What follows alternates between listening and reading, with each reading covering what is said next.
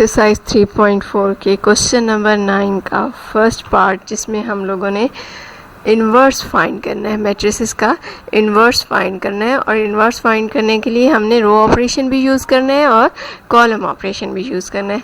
लेकिन बच्चों, इससे पहले अगर आप थोड़ा सा रिवाइज़ कर लें जो आपने मैट्रिक में इन्वर्स फाइंड किया था उस मेथड को, तो उस मेथड में आपने क्या किया था कि आपके पास जो मैट्रिक्स होती थी वो 2 × 2 होती थी, यानी कि 2 रोज़ और 2 कॉलम, एक छोटी सी मैट्रिक्स होती थी।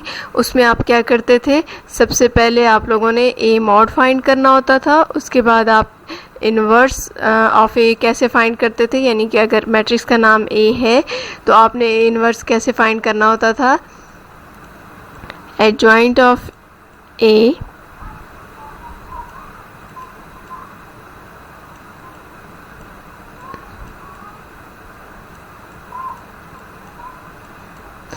एडजॉइंट ऑफ ए इनवर्स क्या होता था, inverse is equal to adjoint of A over A mod.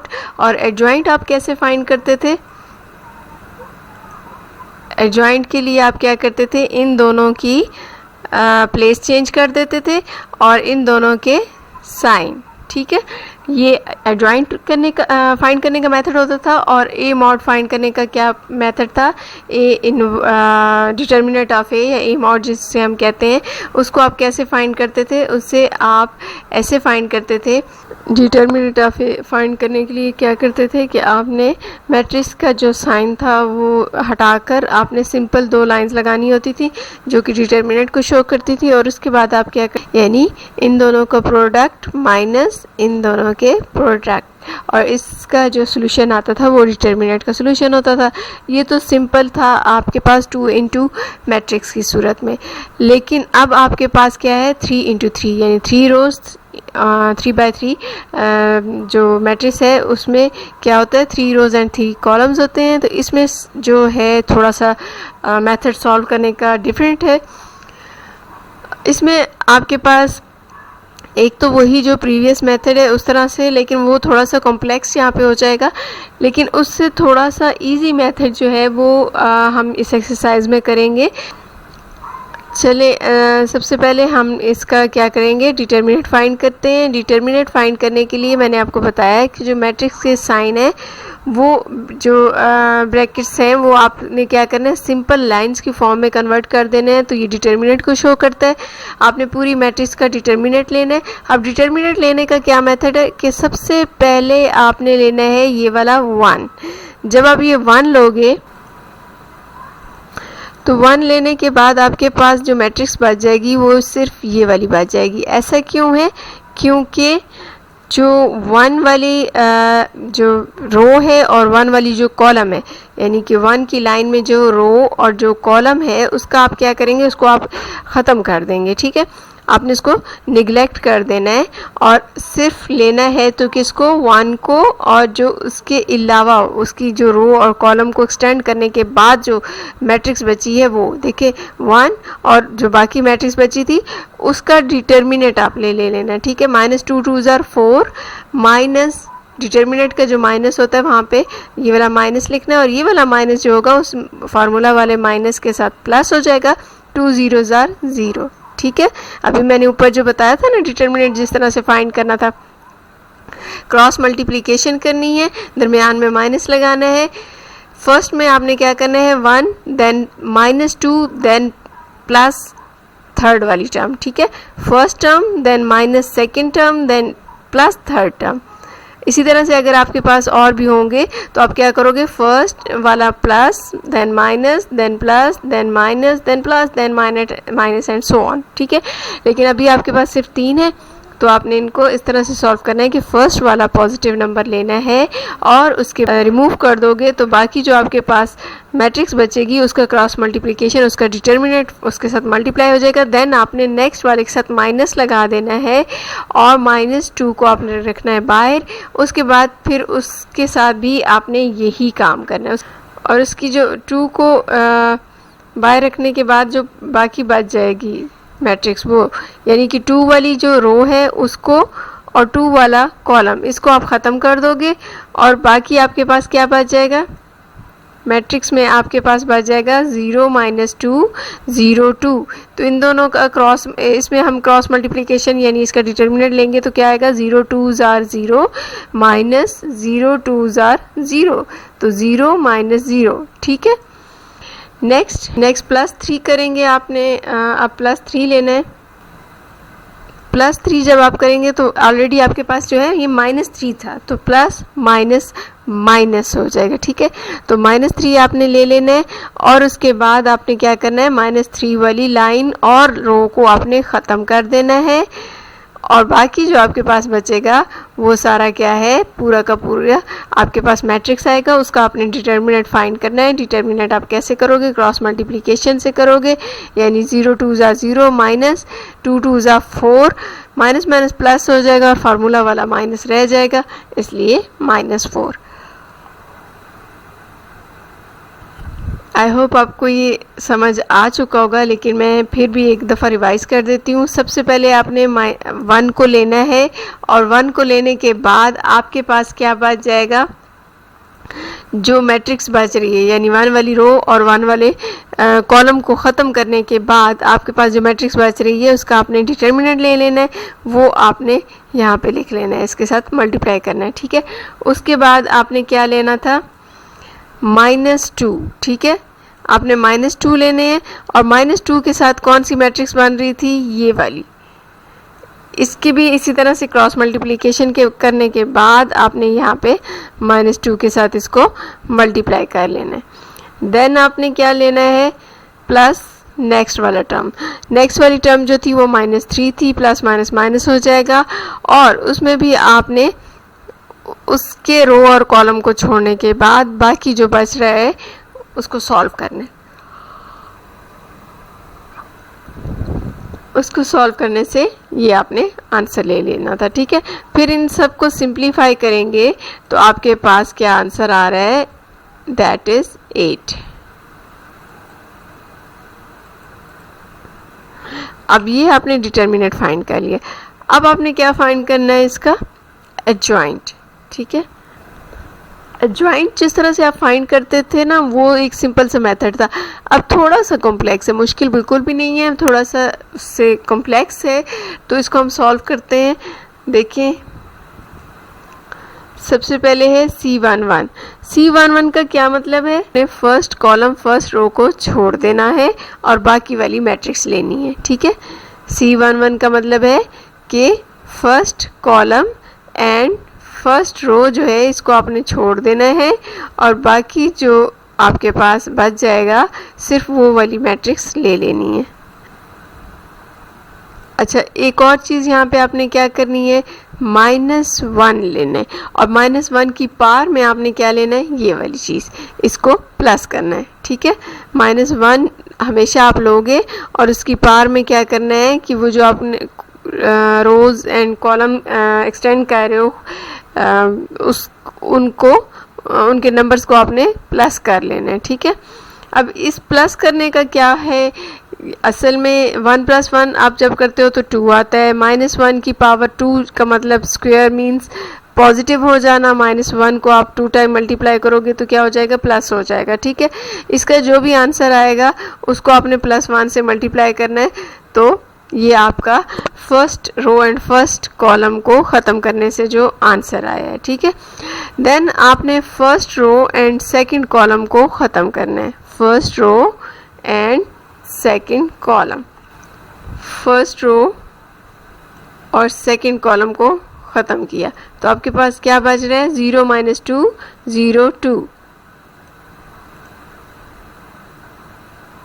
0 - 2 0 2 और वही चीज़ आपने यहाँ पे -1 की पावर में इन दोनों को ऐड किया तो अब आपके पास क्योंकि ऑड 1 + 2 क्या हो जाएगा, ऑड हो जाएगा, तो -1 को ऑड टाइम मल्टीप्लाई करो यानी 3 टाइम मल्टीप्लाई करो तो -1 से क्या आंसर आएगा, -1 ही आंसर आएगा। ठीक है, और यहाँ पे आपके पास क्या आ रहा है, 0 आ रहा है, तो 0 चाहे नेगेटिव हो या पॉजिटिव हो, इट डजेंट मैटर।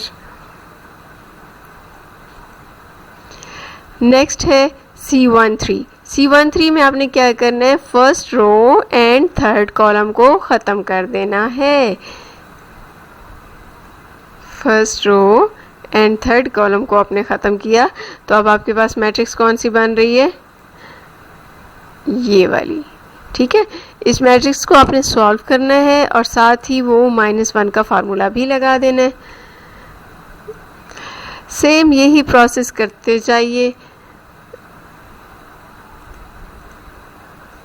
तो इस तरह से आपने तमाम जो है C1 1, C2 2, C3 3, C1 2, C2 1, C so on जो भी हैं सारे आपने इसी तरीके से फाइंड कर लिए। जब आपने ये सारे नंबर्स फाइंड कर लेने हैं तो उसके बाद आपने क्या करना है, जितनी भी आपने वैल्यूज़ फाइंड की हैं वो सारी की सारी अरेंज करके लिख देनी है। C1 1 है means first row and first column, तो आपने पहले नंबर पे उसको लिख देना है। ये C1 1 है, ये C1 2 है, C1 3 है, then C2 1, C2 2, C2 3, C3 1, C3 2 and C3 3। ये तमाम वैल्यूज़ आपने अरेंज करके इस तरह से एक मैट्रिक्स बना लेनी है। करना है कि इस मैट्रिक्स को आपने इसका ट्रांसपोज ले लेना है। ठीक है, तो वो एडजॉइंट एक्चुअली होगा। जहाँ पे देखिए ये आपके पास मैट्रिक्स जो अभी आपने अरेंज करके लिखी थी, फिर इसका आपने क्या किया, ट्रांसपोज ले लिया। ट्रांसपोज कैसे लेते हैं आई होप कि आपको मालूम होगा। आपने क्या करना है, रो को चेंज कर देना है कॉलम में, यानी फर्स्ट रो है तो उसको फर्स्ट कॉलम बना देना है। इसी तरह से अगर सेकंड रो है तो उसको सेकंड कॉलम बना देना है। देन थर्ड रो जो है वो क्या बन जाएगी, थर्ड कॉलम बन जाएगी। बस ये सिंपली ट्रांसपोज आपने फाइंड कर लिया, तो इट मीन्स कि आपने adjoint of your matrix find कर लिया। ठीक है, अब फार्मूला जो ए इनवर्स का होता है वो क्या होता है, adjoint of A over A mod. तो अब आपके पास एडजॉइंट भी आ चुका है, ए मॉड भी आपने शुरू में फाइंड कर लिया था। आपके पास ए मॉड क्या था, 8 आया था, और ए जो एडजॉइंट ऑफ ए है वो उसकी वैल्यू भी आपके पास आ चुकी है। ठीक है, तो इस तरह से आपने एडजॉइंट ऑफ ए को डिटर्मिनेंट ऑफ ए से डिवाइड कर देना है। ठीक है, डिवाइड करेंगे तो आपके पास ये वाला आंसर आ जाएगा। इसको मज़ीद सिंप्लीफाई अगर कैंसिलेशन वगैरह करनी है तो कर लीजिए। इस तरह से ये आपके पास ए इनवर्स आ जाएगा।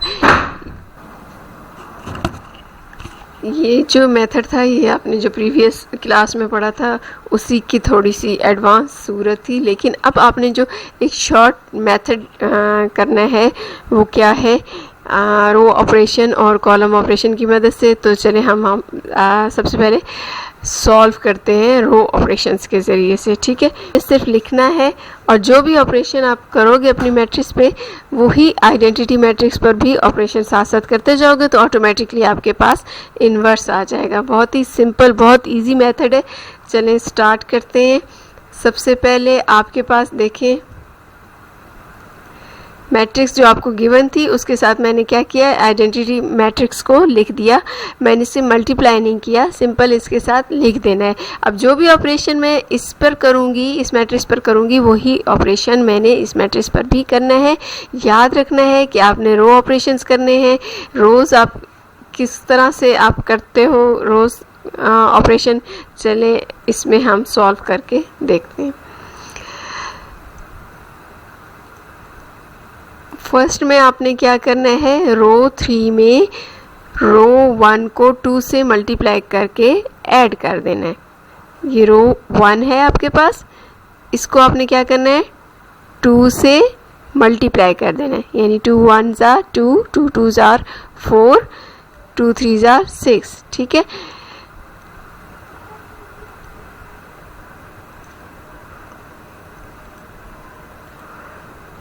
इस क्वेश्चन में आपने क्या करना है कि आपके पास जो मैट्रिक्स होगी उसके साथ आपने एक आइडेंटिटी मैट्रिक्स लिख देनी है और जो भी ऑपरेशन आप इस मैट्रिक्स पे करोगे वही आइडेंटिटी मैट्रिक्स पे भी करते जाओगे। सबसे पहले आपने क्या करना है कि यहाँ पर आपने 0 0 लाना है। ठीक है, जहाँ पे तो ऑलरेडी 0 है, इस रो में जब आप 0 लाओगे तो उसके लिए क्या करोगे, -2 में क्या ऐड करोगे तो 0 आएगा +2।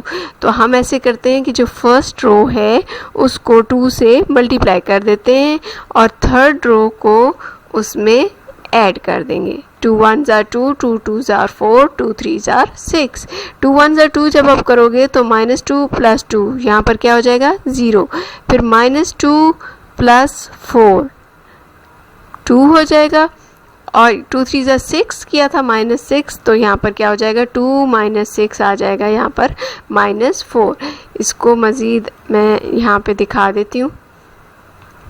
ये देखें ये फॉर्म आपके पास आ जाएगी। लेकिन अब आपने क्या किया था कि अगर इस मैट्रिक्स में ये ऑपरेशन किया था तो इसी तरह से इस मैट्रिक्स में भी यही ऑपरेशन करेंगे, यानी फर्स्ट रो को 2 से मल्टीप्लाई करेंगे और जो लास्ट रो है थर्ड रो में उसे ऐड कर देंगे। फर्स्ट रो को आपने मल्टीप्लाई किया 2 से, तो 2 1 ज़ा 2, 2 0 ज़ा 0, 2 0 ज़ा 0, और लास्ट में क्या था 0 0 1 था, तो 0 + 2 2, 0 + 0 0 एंड 1 + 0 इज़ 1। ठीक है, इसी तरह से अब आपने नेक्स्ट में क्या करना है कि आपने जो सेकंड रो है आपकी उसको यहाँ पे भी और यहाँ पे भी आपने 2 से डिवाइड कर देना है।